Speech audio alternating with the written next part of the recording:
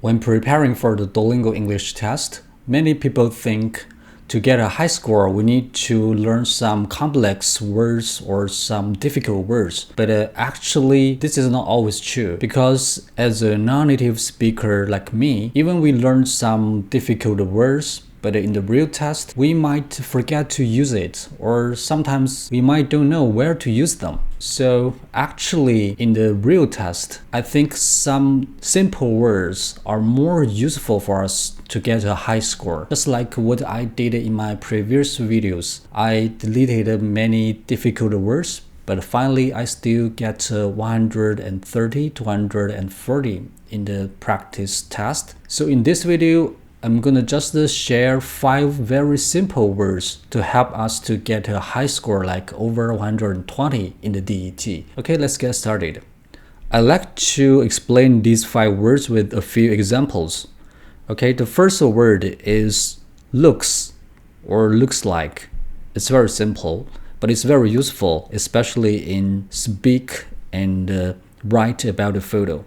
For example, here we can use looks like the man looks very strong, or he looks very relaxed, or it looks like the weather is very hot, right? So this word is simple, but it's very useful, looks or looks like.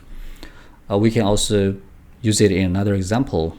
For example, this one, we can say like the woman looks very tired, or the woman looks very professional. Okay. So the second word or phrase is there is or there are. It's very useful when we describe where is something.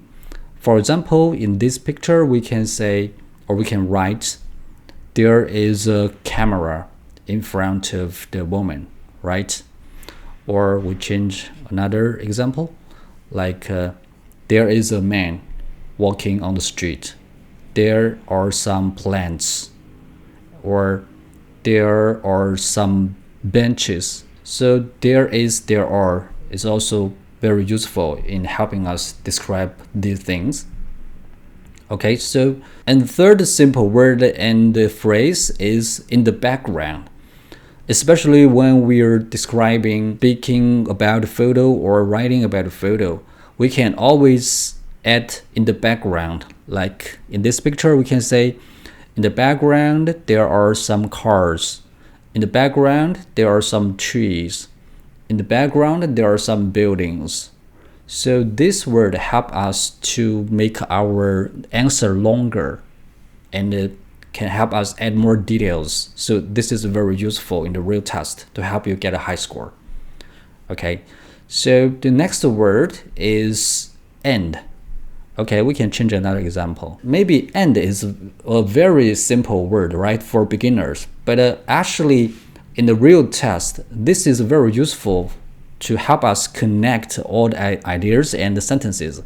For example, in this picture, we can say, I can see there are some fruits on the table, and a woman is picking some fruits, and in the background, we can see another man, or there is another man. So you can see and is very helpful in helping us make the answer longer and give it a structure. So this is how we can get a high score, like over 120. Okay, let's change another example. For a picture like this, I like to share a phrase, a few. We can see it's not only one thing in the picture, so we can use a few, like there are a few hot air balloons, or there are a few people, or a few cars, a few vehicles. So a few is also very useful in helping us describing the things. So you can see these 5 words and phrases look very simple, right? It's just looks like, there is, there are, in the background, and just and the last one, a few.